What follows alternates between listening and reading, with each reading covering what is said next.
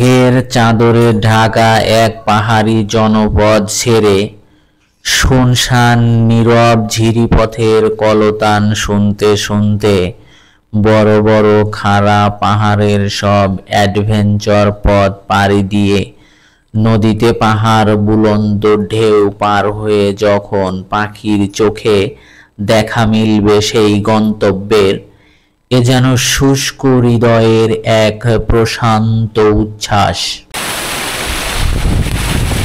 আল্লাহু আকবার। বন্ধুরা এখানে আসবেন। বন্ধুরা শুভ সকাল সবাইকে। মোশাররফ হোসাইন স্বাগত জানাচ্ছি ট্রাভেল টু জিরো পয়েন্ট থেকে। আমি এখন আছি বান্দরবনের গহীনে সাঁওতাংপাড়ায়। এই পাড়ার দৃশ্যটা একটু দেখুন, একদম মেঘের চাদরে ঢাকা চারপাশ আর মাঝখানে এই পাড়া, মানে দারুণ একটা জায়গা। সকাল সকাল গেছিলাম প্রকৃতির ডাকে সাড়া দিতে, যাওয়ার পরে যা দেখলাম বাকিটা ইতিহাস। এ পাড়ায় এর থেকে আর ভালো ব্যবস্থা নেই, তবে আপনি আসার সাথে সাথে আবার শুকরের দলও চলে আসবে আপনার সাথে সাথে। সো এখানে আসার সময় অবশ্যই আগে থেকেই মেন্টালি প্রিপারেশন নিয়ে আসবেন। ছেলে মেয়ে সবার জন্যই একই ব্যবস্থা। আসসালামু আলাইকুম বন্ধুরা, এখন আমি আছি সাঁওতাংপাড়া। এটা শয়নগঞ্জ ঝর্ণা থেকে 4-5 ঘন্টা ট্রেকিং করে এই পাড়াতে আসছি, অনেক দূর। তো আমাদের পুরাটা ট্রেকিংয়েই ছিল এই যে দাদা। দাদা আপনার নাম কি? থমাস ত্রিপুরা। তো দাদাকে নিয়ে আসছি সেই নাফাখুম পাড়া থেকে। এখানে মূলত আপনার দুইটা সাম্প্রদায়িক দুইটা জনগোষ্ঠী আছে। আপনার কথা হলো অনেক বিষয় নিয়ে। এখানে নেই কোনো শিক্ষা, চিকিৎসা বা ধর্মীয় উপাসনালয়। নিত্য প্রয়োজনীয় পানীয় আনতে হয় একদম পাহাড়ের নিচের জিরি থেকে, যেখানে নেই কোনো মোবাইলের নেটওয়ার্ক। তবুও ভালো থাকুক পাহাড়ের সুবিধাবঞ্চিত সংগ্রামী জনগোষ্ঠী। আমরাও ফিরে আসব বারবার তাদের এই সংগ্রামী জীবনকে উপলব্ধি করার জন্য। ঠিক আছে দাদা, তাহলে আবার দেখা হবে। আমি আপনার নাম্বার দিয়ে দিব ডেসক্রিপশন বক্সে, কেউ যদি আসতে চায় আপনার সাথে যোগাযোগ করে আসবে। মূলত দাদা হচ্ছে নাফাখুম পাড়ায় থাকে, যদি মানে নাফাখুম কেউ আসতে চায় তাহলে দাদার সাথে যোগাযোগ করে আসতে পারবে। নাম্বার দিয়ে দিব দাদার, তাইলে এখানে থাকা খাওয়া সবকিছুর ব্যবস্থা, ঘোরাঘুরি সবকিছুর ব্যবস্থা দাদা করবে গাইড হিসাবে। দাদা হচ্ছে কারবারির ছেলে, ওখানে তার ব্যাপক প্রভাব আছে, কোনো সমস্যা নাই, আপনারা চাইলে আসতে পারেন। ঠিক আছে, ভালো থাকবেন দাদা, দেখা হবে আবার। ওকে, আল্লাহ হাফেজ। সাঁওতাংপাড়া থেকে বের হইলাম লাংলুক ঝর্ণার উদ্দেশ্যে। সাঁওতাংপাড়ায় মূলত মরং জনগোষ্ঠীর বসবাস। আর এই যে সামনে যে পাড়াটা দেখতেছেন, এটা হচ্ছে মারমারা থাকে, মারমা পাড়া। বন্ধুরা দেখুন, সেই সাঁওতাংপাড়া থেকে আসার পথে এই পাহাড়টা পড়বে। এই 40 মিনিট ধরে শুধু নিচে নামতেছি, তারপরে এখনো শেষ হয় নাই। তবে জিরির শব্দ শোনা যাচ্ছে, কাছাকাছি চলে আসছি। এই যে আবার এই পথে নামতে হবে আমাকে, একদম খাড়া। একটু নিচের দিকে দেখেন, একদম খাড়া পাহাড়। এই পাহাড় নামতে হবে এখন, একটু পা স্লিপ করলেই শেষ।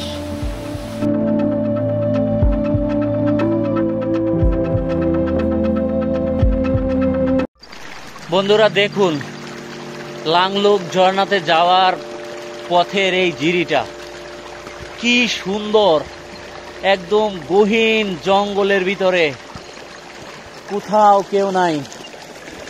একদম এই ধরনের জঙ্গল দিয়ে হেঁটে যাওয়া, এটা যে কত সাহসের ব্যাপার। এটা একটা ভয়ঙ্কর সৌন্দর্য উপলব্ধির একটা জায়গা। দেখেন,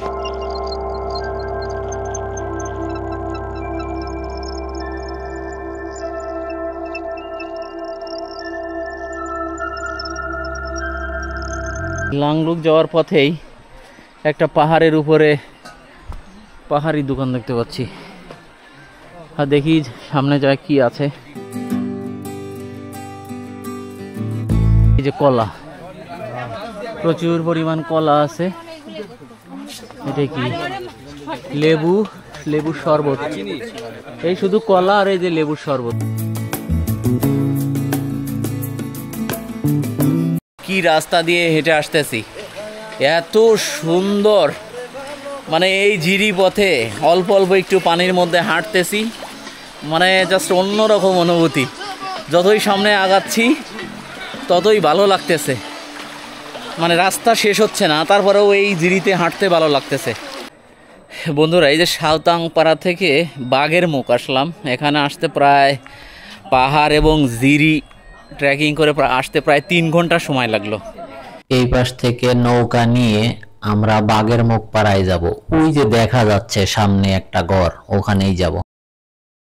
এই বাঘের মুখে সাধারণত 2টা উপায়ে আসা যায়। বান্দরবন সদর থেকে থানচি হয়ে সাঙ্গু নদী দিয়ে এই বাঘের মুখে আসবেন, অথবা আলীকদম হয়ে থানচির 21 কিলো হয়ে তিন্দু দিয়ে বাঘের মুখে আসবেন।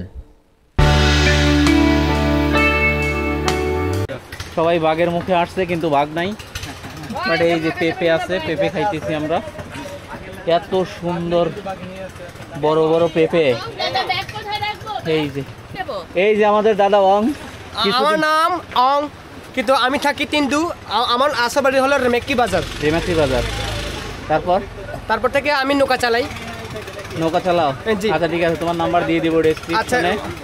ওকে। আর তুমি নাকি এখানে দোকান দিবে, ওইটাও বলে দাও। আচ্ছা, আমি এখানে বাঘের মুখে দোকান দিব। হ্যাঁ, এই সামনের সামনে মাসে। জি। আচ্ছা বন্ধুরা, এই যে দাদা ওয়াং সামনের মাসে দোকান দিবে এই বাঘের মুখে। যদি কেউ আসেন বাকি খেয়ে যাবেন, কোনো সমস্যা নাই, ঠিক আছে? এটা ইম্পসিবল হইতে পারে না, এটা বাকি খেয়ে যাবেন না, বাকি দেবেন নগদ। ঠিক আছে, খাইলে মানুষ নগদেই খাবে। ঠিক আছে দাদা।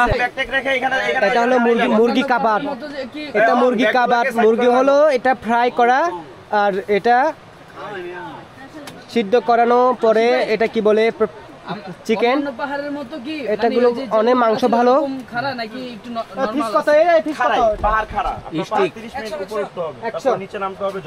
$100 করে বলে। হ্যাঁ, এই যে যতক্ষণ কথা বলছে সব মিথ্যা কথা, এটা শুকরের মাংস। বাঘের মুখ থেকে লাংলক যাইতে প্রায় 1 ঘন্টার মতো পাহাড় ট্রেকিং করতে হবে।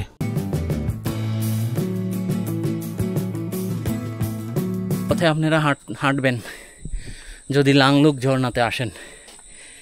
এই পথ আপনাদের দেখিয়ে দেবে বাংলাদেশের সবচেয়ে লম্বা এবং বড় ঝর্ণা লাংলুক।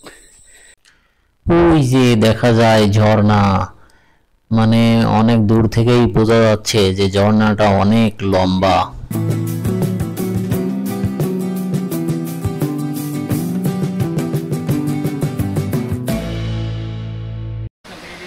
বন্ধুরা, অবশেষে চলে আসলাম সেই কাঙ্ক্ষিত লাংলুক ঝর্ণায়। এই দেখেন বিশাল বড় এক ঝর্ণা, আল্লাহু আকবার, অনেক সুন্দর। চলুন বন্ধুরা, সামনে নিয়ে যাই। ওই যে ওই জায়গায় যাইতে হবে, চলো। একটা লাংলক, যা বাংলাদেশের সবচেয়ে উঁচু ঝর্ণার খেতাব নিয়ে লুকিয়ে আছে বান্দরবনের এক গহীনে। এই ঝর্ণার উচ্চতা প্রায় 390 ফিট। আর একটু সহজ করে বলতে গেলে এটা প্রায় 39 তলা বিল্ডিং এর সমান। ওই জায়গায় যাইতে হবে, পাথরের উপরে, ওখানে যা গোসল করতে হবে। চিম্বুক পর্বত থেকে এই ঝিরিটি উৎপত্তি হয়ে লাংলক জলপ্রপাত হয়ে মিশে গেছে সাঙ্গু নদীতে। কি সুন্দর! আসলে দূর থেকে এটা বোঝা যায় না, মানে এই সৌন্দর্যটা দূর থেকে বোঝা যাবে না। একদম যখন খুব কাছে আসবেন তখন এই সৌন্দর্যটা উপভোগ করতে পারবেন।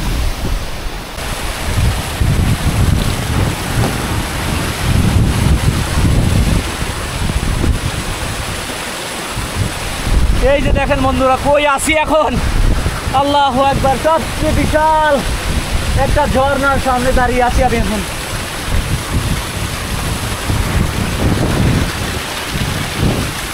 এখান থেকে খুবই সাবধান, পাথরগুলা মানে এত পিচ্ছালো যে উঠা খুবই কঠিন।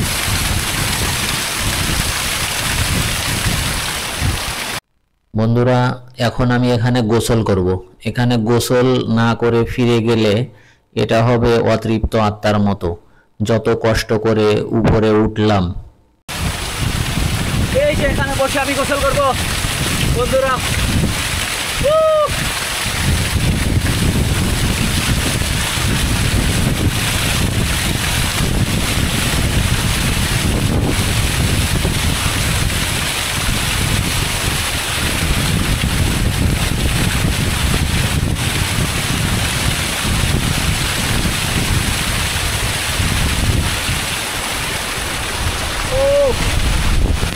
অস্থির চাইলে মানে গোয়াটার আসল সৌন্দর্য দেখতে চাইলে এখানে আসতে হবে, এই জায়গায়।